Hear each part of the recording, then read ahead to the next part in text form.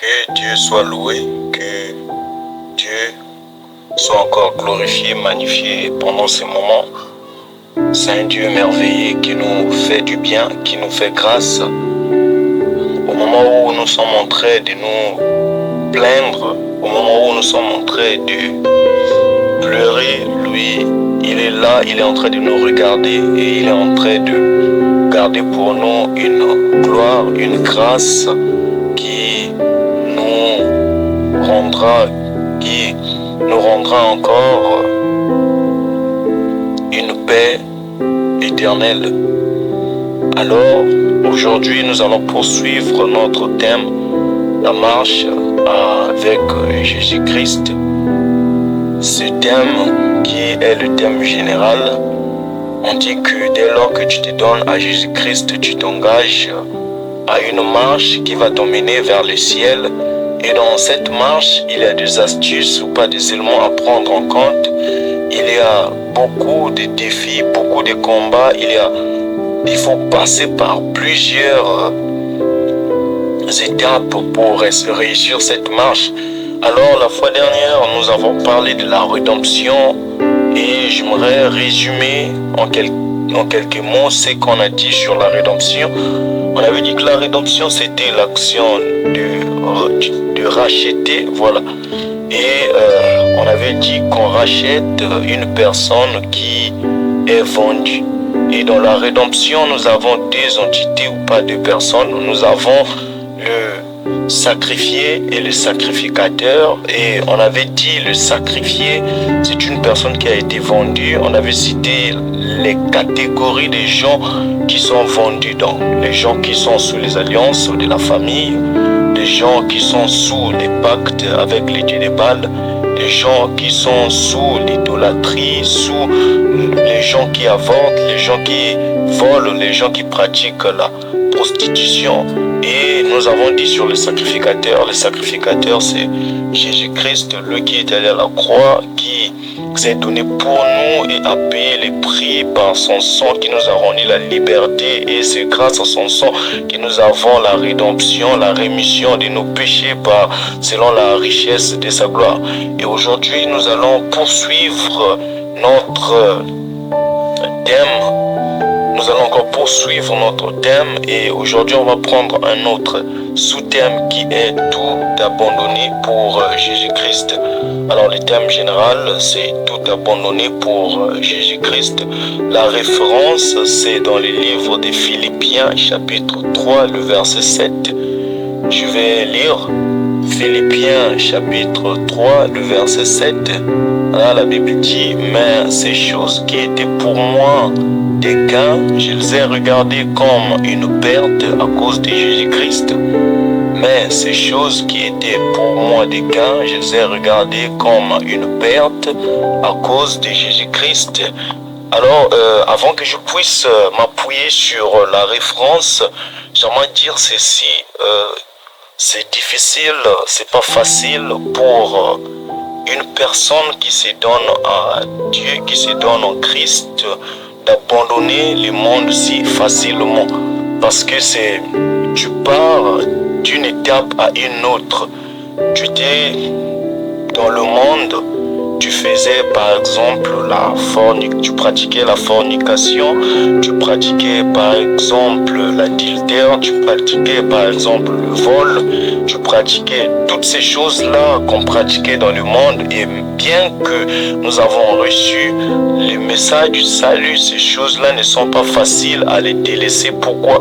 Parce que ces choses-là nous suivent toujours. Il y a un impact psychologique qui reste. Vous savez, quand vous êtes habitué à une chose, c'est pas si facile de laisser ça.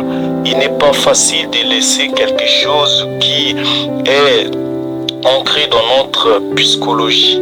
Voilà pourquoi Dieu nous a inspiré, Dieu m'a inspiré ce thème tout abandonné pour Christ. Car beaucoup des enfants de Dieu sont encore dans des choses qui n'honorent point Dieu. Beaucoup des enfants de Dieu ont un pied dans l'église, un pied dans le monde. Beaucoup des enfants de Dieu ne marchent pas comme nous sommes censés marcher, comme la la Bible nous demande de marcher.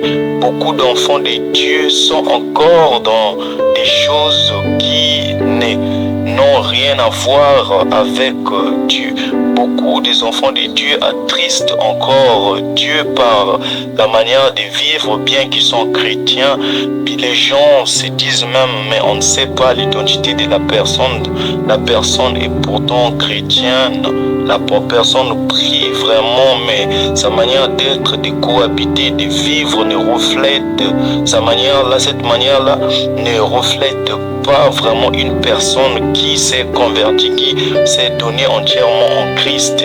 Pourquoi? Parce que ces choses-là ont commencé avec la personne depuis dans le monde, et quand la personne a accepté Jésus-Christ comme Seigneur et Sauveur, sa personne est passée par la rédemption, mais la personne a impérativement besoin de changer son état.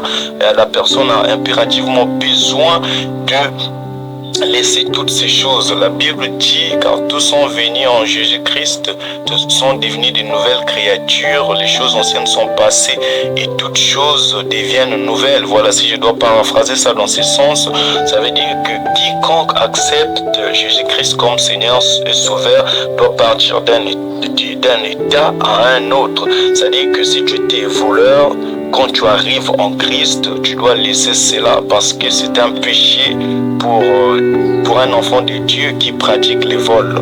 Si tu étais par exemple un marabout, si tu étais un marabout, tu dois laisser cette vie, tu dois redevenir une nouvelle créature tout en suivant Jésus-Christ.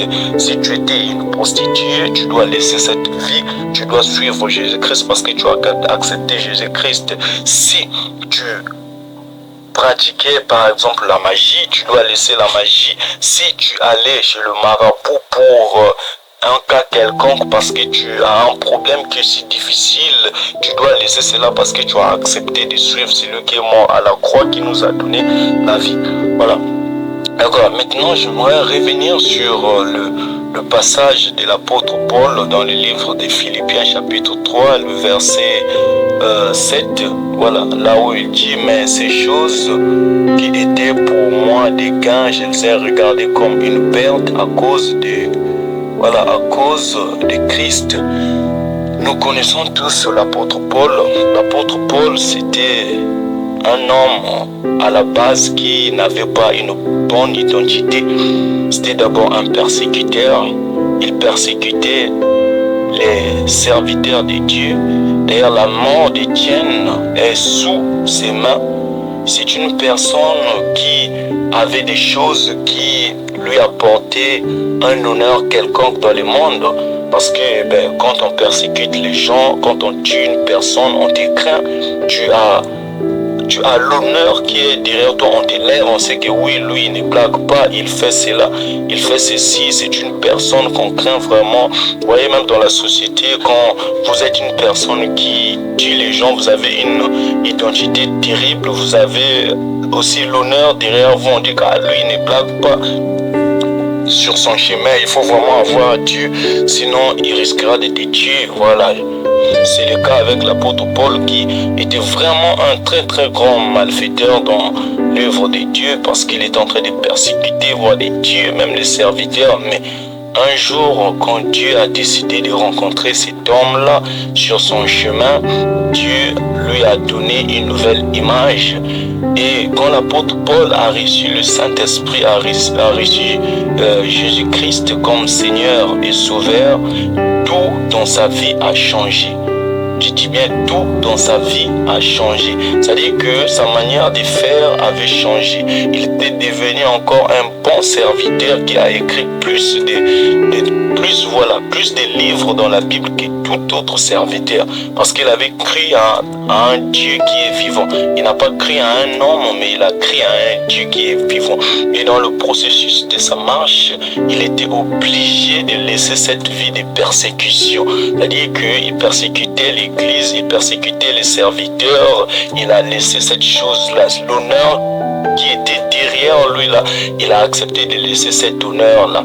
Et lui-même, quand vous essayez de lire un peu les livres des Actes des Apôtres, vous allez voir qu'on a essayé de le tuer aussi, on a essayé de lui faire du mal, il fouillait même. Maintenant, une personne qui était dans le monde, une personne qu'on craignait beaucoup, une personne qui était en train de persécuter, quand il était en train de persécuter les serviteurs, tout le monde le soutenait. Il y avait des gens qui le soutenaient et il y avait des gens aussi qui avaient peur de lui, qui pouvaient se rapprocher de l'apôtre Paul quand il était encore malfaiteur, quand il persécutait l'église pour venir chercher à le tuer. Mais vous voyez que quand il avait accepté Seigneur, comme qu'il avait accepté Christ dans sa vie, en tout cas, il est devenu sans force, sans efficacité concernant les choses du monde, parce que lui qui était autrefois persécuteur a encore fui d'autres persécuteurs qui voulaient venir persécuter sa vie.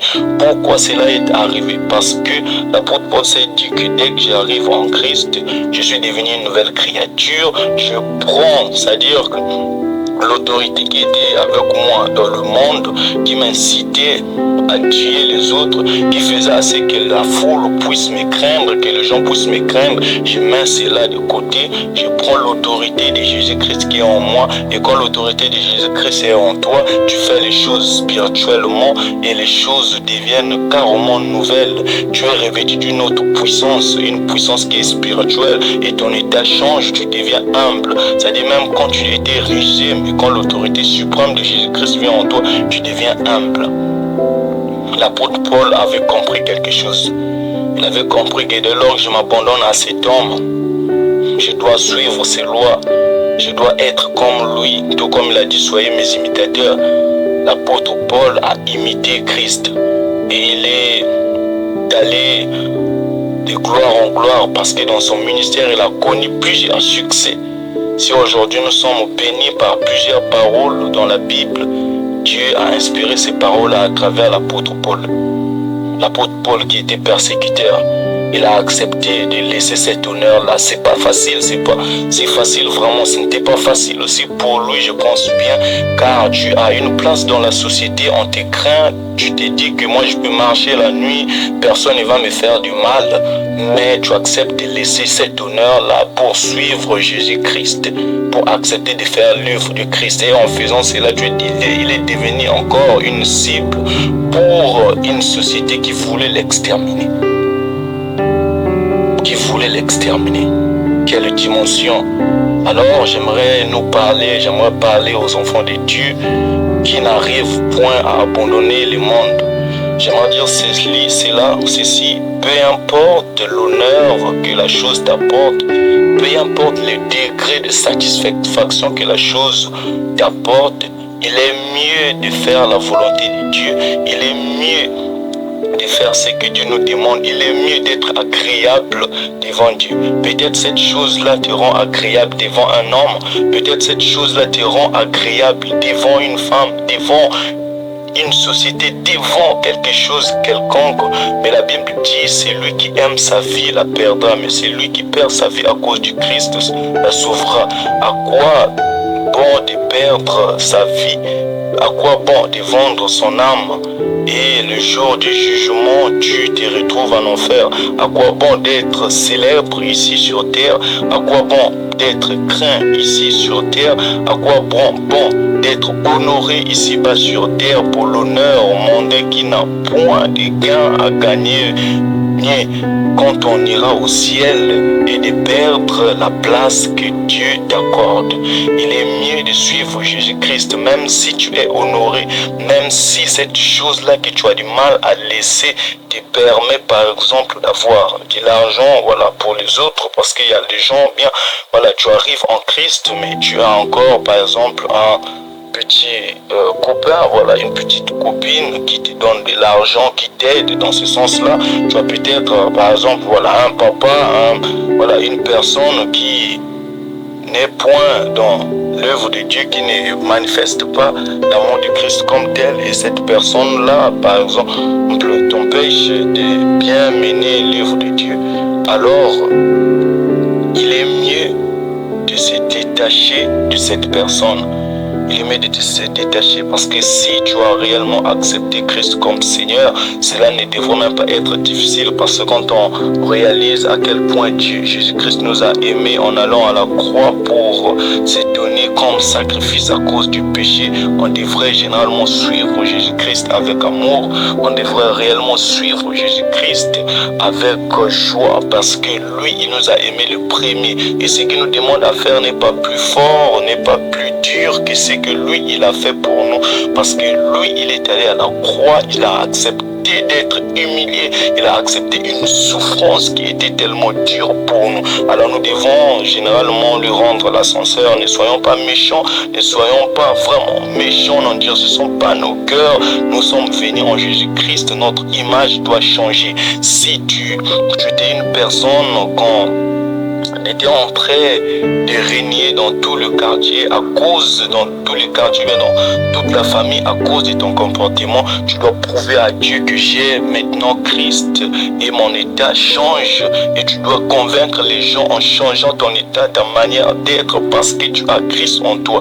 Et cette manière d'être là peut faire à ce que tu puisses évangéliser une personne juste par tes comportements, parce qu'il y a plusieurs manières d'évangéliser une personne.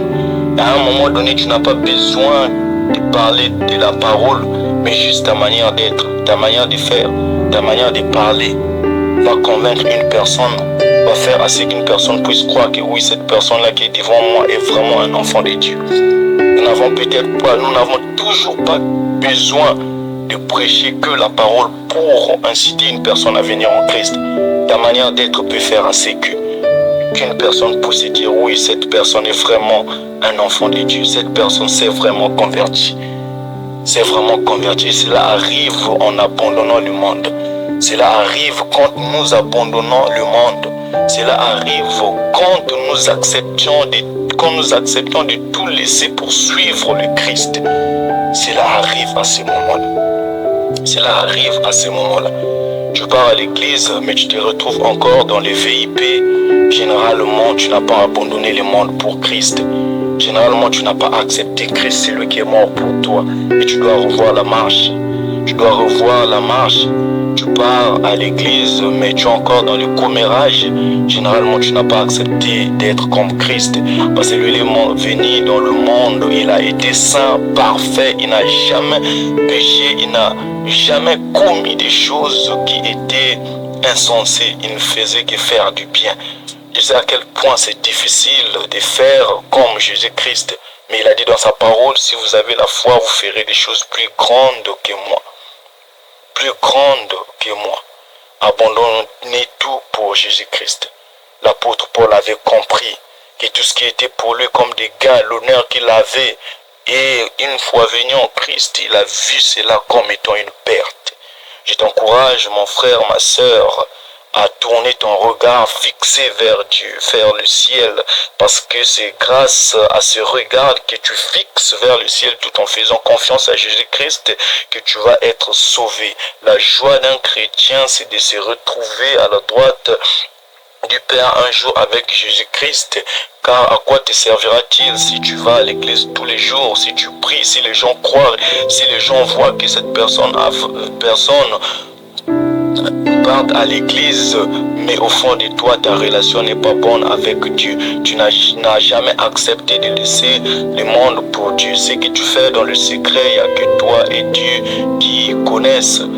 Beaucoup de gens, voilà, des chrétiens, j'aimerais parler de ces choses-là, qui vont à l'église, qui écoutent la parole, qui connaissent la parole, mais ces personnes-là pratiquent encore la masturbation, pratiquent encore l'ivrognerie, pratiquent encore la prostitution, pratiquent encore des choses, en tout cas, qui ne sont pas bonnes pour les enfants de Dieu. Des choses, quand on va apprendre cela, on est même déçu, on se dit que même cette sœur, même ces frères. Voilà pourquoi Dieu nous encourage par cette parole de se tourner, de tourner plutôt son regard, notre regard, de tourner nos regards vers lui, de tout abandonner pour lui, de tout abandonner pour lui, parce qu'il nous aime, il nous a aimé le premier. S'il nous demande de venir vers lui avec notre cœur, de revenir à lui, c'est parce qu'il nous a aimés. Il ne veut pas que nous puissions nous perdre, que nous partions en enfer, que nous soyons avec le diable en enfer, cette souffrance. Nous connaissons la souffrance d'un feu.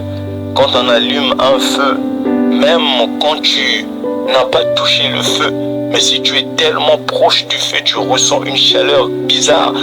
Combien plus fort les jours là, l'image qu'on nous donne de l'enfer, là où il y a un feu qui brûle, et là où il y a un feu qui brûlera sans cesse. Accepterons-nous cette douleur?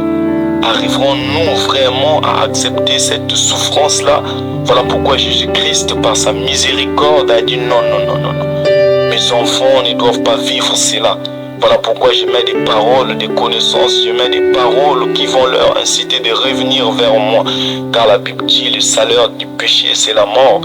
Tu es dans le péché, tu n'arrives pas à abandonner pour suivre Christ réellement. Il faut savoir que la mort te suivra. La Bible dit dans le livre, je pense, d'Éphésiens chapitre 5, le verset 16, la Bible dit, rachetez le temps car les jours sont mauvais. Rachetez le temps car les jours sont mauvais.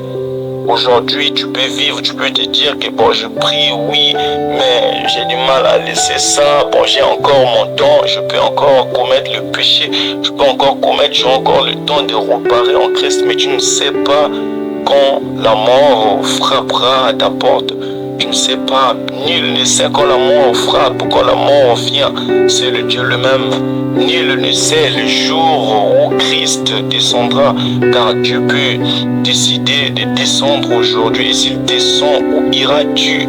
Iras-tu avec lui ou bien tu vas partir en enfer avec le diable? Voilà pourquoi, sœurs, frères, je nous encourage à laisser le monde. C'est la vie qui n'honore point Dieu pour rester en bonne connivence avec Christ, car c'est la meilleure des choses à faire. Heureux l'homme qui se confie en l'Éternel, dit la Bible. Alors, quand tu es en bonne connivence avec le Christ, ta vie est généralement ouverte, les portes sont ouvertes, les combats peuvent venir, mais Dieu qui est en toi, qui voit qui voit ta justesse, ne va jamais te laisser. Les vents va souffler, toutes les mauvaises choses peuvent venir. Tu peux même arriver à un point de te lasser, à un point de te fatiguer, tout comme Job qui était fatigué à cause de la maladie. Mais Jésus-Christ qui sait que tu es juste ne va jamais te laisser. Voilà pourquoi David pouvait dire: j'étais jeune, j'ai vieilli, je n'ai jamais vu un juste abandonné. Dieu n'abandonnera jamais les justes. Aujourd'hui, tu sais d'autres choses, persévère, continue toujours à demeurer dans ta vie. C'est parce que tu n'es pas droit avec Dieu. Tu pars à l'église, tu pries, oui, mais tu n'es pas en bon état avec Dieu, et peu importe les prières que tu vas faire, Dieu ne va point écouter ces prières tant que tu n'arranges pas ta marche. Voilà pourquoi la Bible dit, car tous sont péchés, sont privés de la gloire de Dieu. Beaucoup de gens sont malades dans des églises, on prie, la maladie n'arrive pas à partir, juste parce que la personne n'a pas accepté d'abandonner le monde pour Jésus-Christ. Cette même personne qui est malade va encore dans des endroits malsains, pratique encore des choses qui ne sont pas bonnes dans la société, dans le quartier. C'est une personne qu'on craint vraiment, c'est une mauvaise personne, c'est une personne qui a une mauvaise identité, c'est une personne égoïste, c'est une personne qui n'aime point les autres, mais qui vient porter la peau d'un agneau dans l'église. Dans l'église, on sait que telle personne est une bonne personne, on t'admire, on te fait des éloges, on voit Christ en toi par ta manière d'être à l'église, mais dans la société, tu es une mauvaise personne. Dans le travail, on t'a proposé une proposition qui t'a emmené dans des loges et tu es là, mais à l'église, on te voit comme une bonne personne. Tu viens à l'église, on voit cette sœur, elle est une belle sœur, elle est l'ex mais quand tu sors de l'église, on te voit dans la maison d'un frère, dans la maison d'une personne, on te voit dans des hôtels, on te voit dans... Voilà pourquoi beaucoup de gens sont dans des... demeurent encore condamnés, sont encore dans des condamnations, bien qu'ils prient, bien qu'ils servent, parce que leur marche n'est pas bon. Non, leur marche n'est pas bonne parce qu'ils sont venus en Christ. Ils sont venus en Christ, mais n'ont pas accepté de laisser le monde pour Christ. Ils sont encore dans le monde. Les désirs du monde n'arrivent point à partir. Les désirs du monde n'arrivent point à laisser. Dès lors que les désirs du monde ne partent point, le diable aussi est content parce que dès lors que tu n'es pas juste avec Jésus-Christ, tu vas prier, rien ne va se faire. Quand tu chercheras à aller de l'avant, lui viendra te juger. Quand tu es en présence des gens, nous sommes en train de prier pour les gens qui ont des problèmes. Et ben, c'est là où l'accusateur va venir pour dire que oh, mais toi, tu n'as pas l'obligation à la guérison parce que ben, tu pries, mais hier tu étais dans tel endroit. Ça, c'est le rôle du diable. Le diable ne veut pas que les enfants de Dieu prospèrent. Le diable ne veut pas que les enfants de Dieu vivent là. Et Dieu, voilà pourquoi quand même nous sommes en Christ, quand même tu es en Christ, il y a toujours des envies bizarres qui arrivent en toi de ne point laisser le monde. Je nous encourage, frères et sœurs, de tourner notre regard vers l'Éternel. Pour chuter, j'aimerais dire ceci.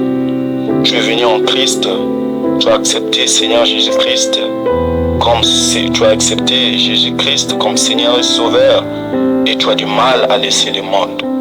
Je t'encourage par cette parole de tout abandonner. Pense à la souffrance du Christ à la croix.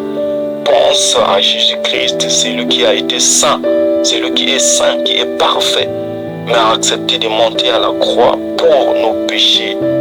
Qui peut faire ça à ta place? Même pas ton pasteur, même pas ta maman. Ta vie, c'est ta vie.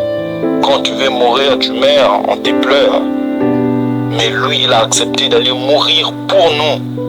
David avait un enfant qui était malade. Il gênait, il priait. Mais quand l'enfant est mort, il a fait une fête. Il a fait une fête. Mais Jésus-Christ n'a pas accepté cela. Il a dit, je ne veux pas fêter sur la mort de cet enfant. Je ne vais pas fêter sur la mort de cette fille, de ce fils, mais je vais accepter plutôt de mourir pour lui. Alors nous devons lui rendre l'ascenseur en lui montrant l'amour. Soyons des chrétiens convertis. Soyons des chrétiens qui ont une belle image. À l'église, les autres peuvent parler mal de toi, mais dès lors tu sais que tu n'as point de compte à rendre à Dieu. Tu es sauvé, mon frère, ma soeur. Alors abandonnons le monde. L'unique solution qui nous est donnée afin d'être réellement en Christ, abandonner le monde, est la prière. La prière. Nous avons la prière qui est une lampe à nos pieds. Quand tu pries beaucoup, le Saint-Esprit descend et le Saint-Esprit te guide. Le Saint-Esprit te parle, même les envies négatives se taisent quand tu as le Saint-Esprit. Quand le Saint-Esprit est avec toi, il t'édifie. Il te donne la force. Là où tu te sentais faible, lui, il te donne la force. Là où tu avais du mal à laisser, lui, il te donne la force. Voilà pourquoi la Bible, vous pouvez dire, priez sans cesse. Parce que c'est grâce à la prière que nous allons vaincre les désirs du monde, que nous allons nous tourner réellement vers Jésus-Christ. Alors, je nous encourage en tout cas à nous donner, à nous consacrer en Jésus-Christ. Ne soyons point surpris par les temps, ne soyons point flattés par le temps, car le maître des temps et des circonstances est Dieu. Tu peux te dire que j'ai encore le temps, mais généralement c'est pas ce que Dieu a dit. Voilà pourquoi je nous encourage à abandonner le monde pour Jésus-Christ. Que Dieu nous bénisse. Alors nous allons prier. Là où tu es, lève tes mains vers les cieux. Notre Dieu est omnipotent, omniprésent. La distance n'est point un problème. Lui qui a envoyé des corbeaux nourrir les gens est capable aussi de le faire encore. Il peut toucher même au loin. Seigneur Dieu, nous te bénissons pour la parole que tu nous as inspirée. Merci parce que tu nous as parlé.